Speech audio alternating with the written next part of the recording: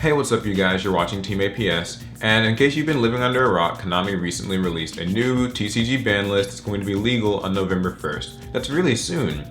And this ban list has a lot of important changes, so in this video I'm going to be discussing each of those changes, what I think about them, and at the end I'd like to hear what you guys think about them in the comments. And then don't forget to subscribe to my channel for more awesome Yu-Gi-Oh videos. Let's get started.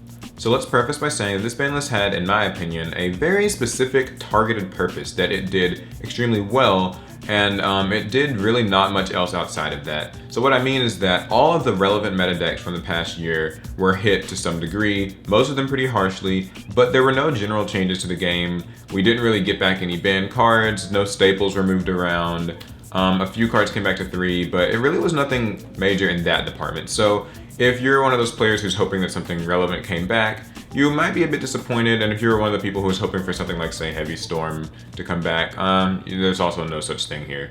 Alright, let's get started with the cards that were banned, because there are actually quite a few. The first is Epically Towers.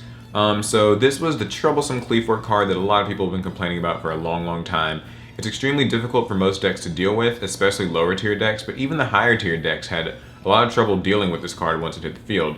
Immune to spells and traps, immune to monster effects that weren't from another level 12 monster, extremely tough to swing over, and also in a deck that was already quite consistent and could even bring out a second copy of the card.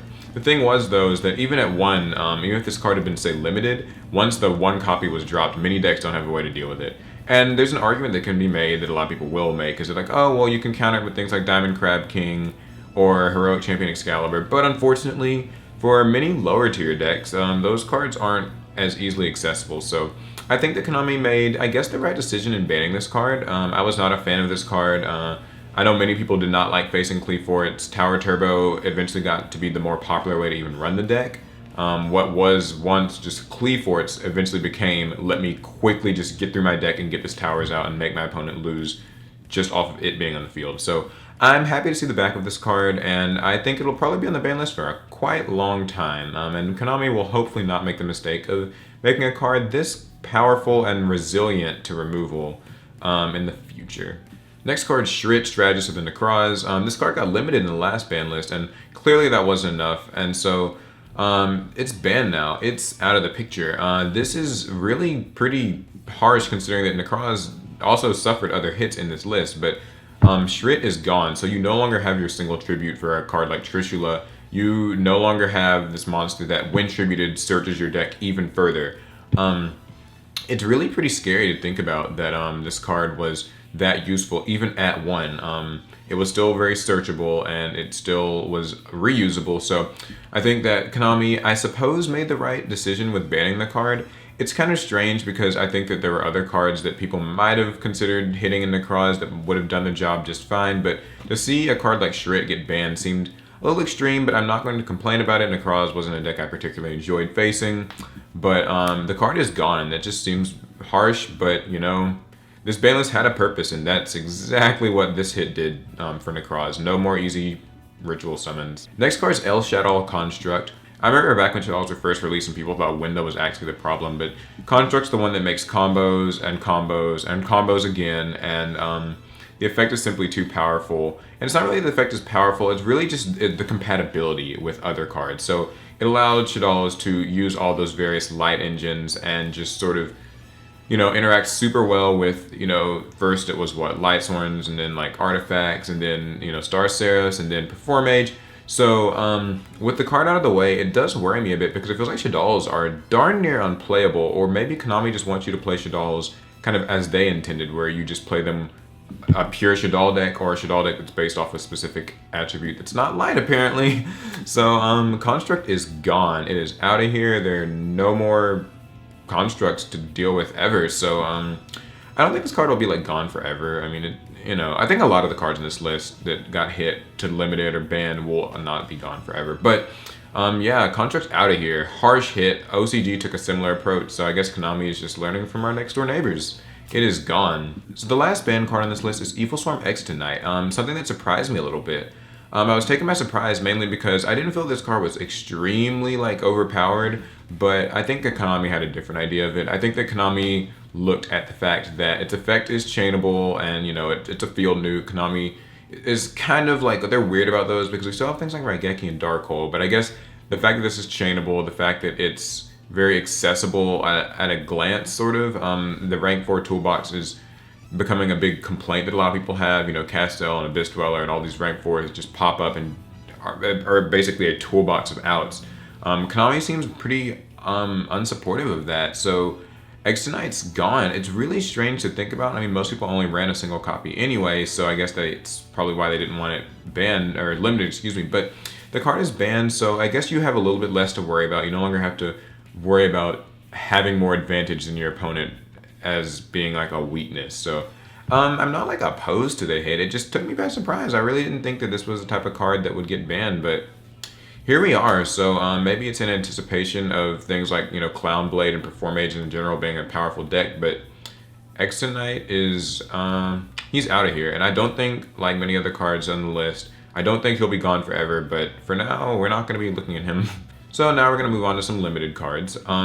Clifford still took another hit with Scout going to 1. Scout was their super consistent search guy, and now it's a 1. It's strange because I was under the assumption that Towers would probably get banned, but if it did, then nothing else in Clifford's would really get hit. But Towers is not only gone, but Clifford's lost, you know, their once per turn Rhoda, and it's really strange because, you know, we're getting other powerful search cards for upcoming archetypes, and I know this archetype thing is just a power creep sort of train anyway, but still, Cliffords have 1 Scout now, so while they still have Summoner's Art to search for it, it gets really complicated now because it's like, do you run like a Scout and 2 Monolith and then you run your Summoner's Arts? Because that's not really a nice ratio since Monolith's not immediately useful like Scout is. So it's really very strange. But Scout's gone, so there really is no more fear of having to deal with Cliffords, I think. You know, if they go off on you, it's because they kind of got lucky and got a consistent hand, because now the bricks just feel like they'll be so frequent because, like, you know, the Summoner's Art thing is weird now, and like there's only 1 Scout, and if it gets MST'd, well, things get a little bit more rough and you'll kind of never see it back. So yeah, really strange decision, but yeah, Scout's at 1 and that's just that. Next card's Graph, Malebranche of the Burning Abyss. So this is the one that summoned the Burning Abyss monster from the deck when it was sent to the grave. Burning Abyss took a significant hit on this list, like Cliffords and Necros and Shaddolls. It's very... I thought it was going to be Graph or Seer going to 1. I thought that one would go to 1 and the other would go to 2. I've said this in some live streams and I was right. But, yeah, so this card's at 1. This means that you're not going to be just spamming Burning Abyss monsters for free anymore.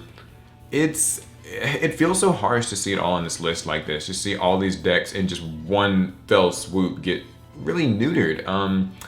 But Burning Abyss are not just, they're not going to really be much of a threat when you can't summon more of them from the deck for free. Now you kind of just have to rely on milling them and trying to sort of resummon them with things like Seer, which we'll get to later is at 2. But yeah, the Burning Abyss sort of the flooding the field power and the recurrence are both, they've both taken a bit of a hit, and so yeah, it's really harsh. I mean, the changes don't even stop there. The next card is Mathematician. So speaking of Burning Abyss, this does hurt them, but more than that, this hurts Shaddolls quite a lot. It's really strange because, you know, Construct is out of the picture. Construct is not a card anymore, but Mathematician still went to 1, so Shaddolls no longer have access to a sort of first turn consistent play to get started. There really is no more, you know, I summon Mathematician, Sensquamata, and Falco, and all these things. Mathematician's no longer your pick what effect this thing has. It's at 1, so if you see it, you're lucky, and if you don't see it, well, you know, that's just that. And like I said, this does hurt Burning Abyss.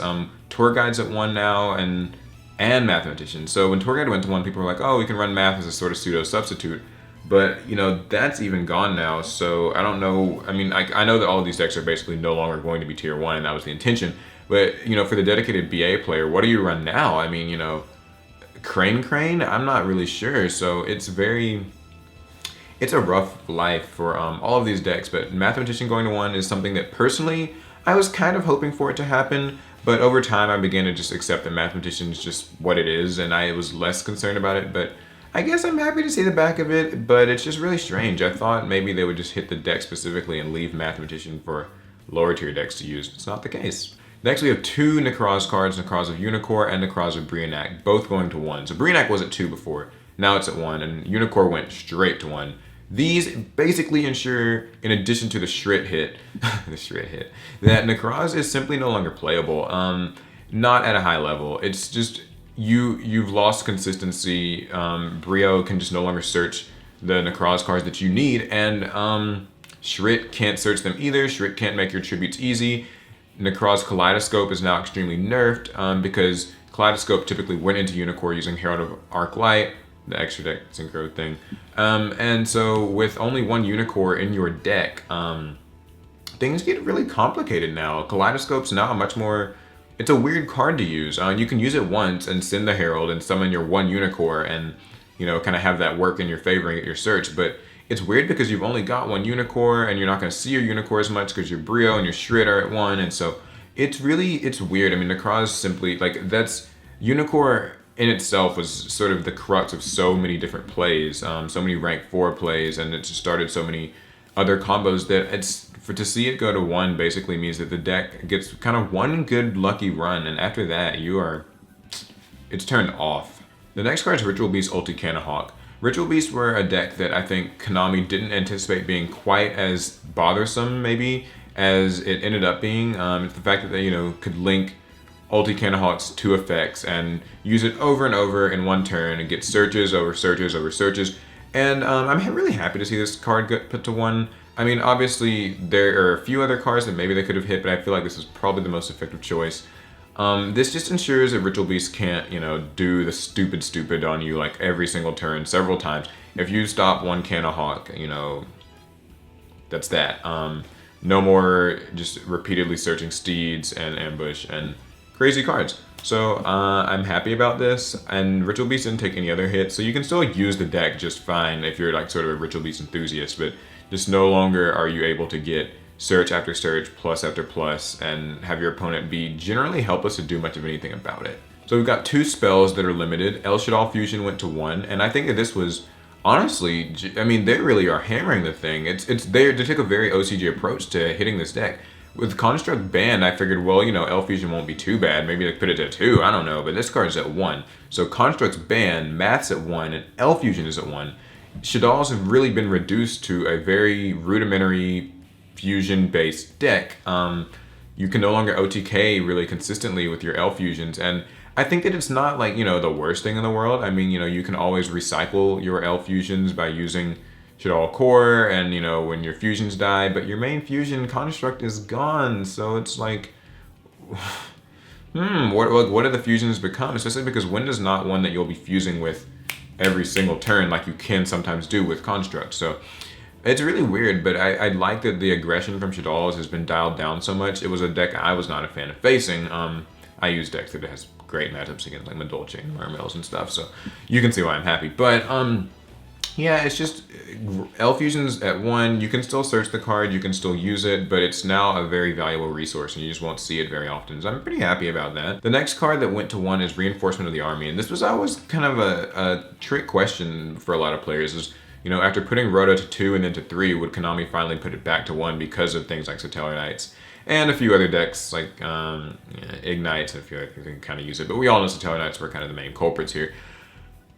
It's strange. It's weird. It's like we're going back to 2000 and before whenever, because there's one Rhoda. This was the only hit that Satellar Knights really took, and a lot of people suspected Satellar Knights would be hit harder because they won Worlds, but I think that it makes sense not to hit them too much more than this. I mean, you know, despite being a kind of annoying little linear-ish anti-meta deck, it wasn't nearly as just overly oppressive as things like Necroz and Shaddolls could feel when they were really just going off on you. So, Rhoda's at 1. It's kind of unfortunate that, you know, your Noble Knight deck, your Battling Boxer deck, all of that is no longer really as consistent, and that's unfortunate. Really, it is. But Satellar Knights aren't either, so, you know, there's that. There really isn't another way to search out any of your Satellar Knights, and I guess the only other thing that they kind of have at their disposal now is Skybridge, which will maybe see a little bit more use, but we all know Konami doesn't want Satellar Knights like competing at a high level again anyway, so, you know, yeah, take it as you will. Only 1 card went to 2, and that's Seer and Malebranche of the Burning Abyss. So this is the other hit to Burning Abyss I was mentioning earlier. Seer resummons a monster from grave. Typically it would resummon Dante, who could then, when it died, get Seer back to your hand or other cards, which kind of made a bit of a loop. And so that was very annoying. But Seer's at 2 now, so with Graph at 1, the immediate sort of aggression and field flooding is gone, or highly restricted. But with Seer to 2, it means that there's a little bit less recurrence. I think that, you know, this is... Man, this ban list is harsh. I mean, like, the more and more I think about it, it really cut deep. It's a savage ban list. Things, you know, just things got whipped and smacked and neutered and cut and shanked. Like, it was... I mean, Burning Abyss is not... I mean, you know, you can play this deck now, but it's just lost so much consistency and so much sort of just the strengths it had. It's really weird because these 2 cards getting put to the place they were, in addition to, you know, Mathematician, means that Dante, you just won't see Dante as much, and Firelake won't be as live because you won't have as much recurrence. And so it's interesting. But yeah, Seer's at 1. I mean, if you hated Burning Abyss, this is a ban list for you. In fact, if you hated meta, this is the ban list for you. So that concludes all of the hits to major archetypes. This is basically Duelist Alliance era is over. I have said this for months now. This is how Konami operates. A quick word on this. This is just, you know, this is the Konami way. This is power creep and, you know, change at its finest. This is not the first time. I mean, you know, Konami's had periods of time where they've just had dominant decks, knocked them away, released the new stuff, and then the good news here is that over time these cards will come back. Do you really think that, like, you know, Shrit will always have to be banned? Or that, you know, even XTonight or, you know, El Shaddoll Fusion, Mathematician, I think that eventually these are all cards that could probably come back to like 1 or 2, like 1 from banned and then, you know, 2 from 1 and so on. Like, I feel like it's a lot like, you know, things like Atlantean Dragoons, things like the Fire Fist cards, all these cards that got hit. So I don't think that these bans are permanent, but they have a very specific purpose, and we all know that that's to eliminate the Duelist Alliance era and promote the new things that are coming out. Dimension to Chaos and Breakers of Shadow. So, there are a couple more cards to talk about that are on the list. And these are cards that didn't really affect the meta very much. They're just sort of helping like older decks, which is really cool. The first is Chaos Sorcerer. Really cool pick. It's back at 3. I don't really think it'll still see much more play. I mean, it's not... in just today's game, it just doesn't feel very powerful. I mean, you could say that maybe with all the top decks out of the way, maybe it is more powerful, but I still don't think so. It's still a bit slow. It still takes a bit of setup. I think most people will just default to running their copy of BLS and kind of just leave it at that. The next card is Legendary 6 Samurai Shen. It's at 3 now. I mean, you know, take that as you will. 6 Samurai players are probably, you know, really happy and messing up their pants right now, but Rhoda's at 1, so maybe it balances out. I mean, I don't know. I still don't think 6 Samurai will be like a huge meta threat, but, you know, they are what they are. You could argue they can stop, you know, pendulum scale activation, so there's that. But yeah, so Shen's at 1, so good day for Samurai players. And for me, it's a good day because Spellbook of Fate is at not 1 anymore, not 2 either, but 3. And I'm a huge Spellbook fan. I love the deck. If you guys watch my videos, you know if it was up to me, Spellbook of Judgment would be at 3 too. But anyway, Spellbook of Fate's at 3. I'm happy about this. Does it make Spellbooks tier 1? No. Does it make Spellbooks tier 2? I don't even know about that. But it's really nice to see that Konami realized Spellbook of Fate's just, it's been power crept. It's not a strong card. I mean, you know, it's useful for them, but you can still only use 1 per turn, and, you know, it's still got a bit of a steep cost. Spellbooks are still a slower paced deck. It's not going to radically change anything. It's just nice for us Spellbook players who can't have our precious Google Chrome card back, so we get to deal with this. I don't mind though, I'm not complaining. And the last card's Gear, which, like I was saying earlier, you know, top decks that get hit will eventually get their cards back, slowly but steadily. So Gear's at 3 now. Does that mean Gear is tier 1? I don't think so. But does that mean Gear is playable? Yes, I do think so. I think maybe it could be tier 2. Who knows? So, those are all of the changes on the November 1st, 2015 ban list. All in all, I'm very happy with the ban list. I feel like it was a bit harsh, but, you know, it was a long time coming. I think we all knew deep down this is where it was gonna go. It's funny because there are players really complaining and like being like, where's the ban list, where's the ban list, where's the ban list? And then they saw it, and now I see a lot of people complaining in groups and forums about like, oh, they neutered everything. That wasn't necessary to put one or ban. So I don't know. It's gonna be I don't think there's much room for controversy with this ban list. I think we all knew, like I said, deep down that this was coming. So I don't know, I feel really bad for people who invested, but you know how it is. Those Megatins came out and we all knew what was coming next. But if you are a really dedicated lover of your Burning Abyss or your Cliffords or your Shaddolls or your Necros, you know, there's still going to be ways to make those decks playable. I still think people will experiment with them, but I know Konami just had to swing the banhammer hard because they were all designed so well that it would be tough to promote new cards while these older decks still existed. And I'd also like to take this moment to quickly shout out one of my friends. His name is Max. He made the first draft of my Team APS playmat that, if you guys don't know, I made a Team APS playmat for my channel. I worked with Tombox from MST TV. To make it, I'll be using it in upcoming like product openings. I'm probably gonna try to give some away and stuff like that. So you'll see it really soon, but it's a great design. And I got the first copy made by the Realist Playmats. It's a guy, it's kind of a self-run business. He makes great playmats and really great quality, and he has an eBay store, and a lot of his mats are actually themed after the cards from this kind of past format. So he's got a really cool mat of like Dante fighting against Clifford Towers and like, you know, Construct with all her Shaddolls. So, you know, if like Construct's your waifu or you really like Burning Abyss, this is, you know, get a playmat for them. They might be dead in a sense, but they don't have to be dead in your hearts. But anyway, if you're interested in that, you can take a look at the link to his eBay store in the description of the video. Really great mats, really good pricing, really good quality. So yeah, that's the vid. I know that this is, you know, it's Banlist, so there's gonna be a lot to say.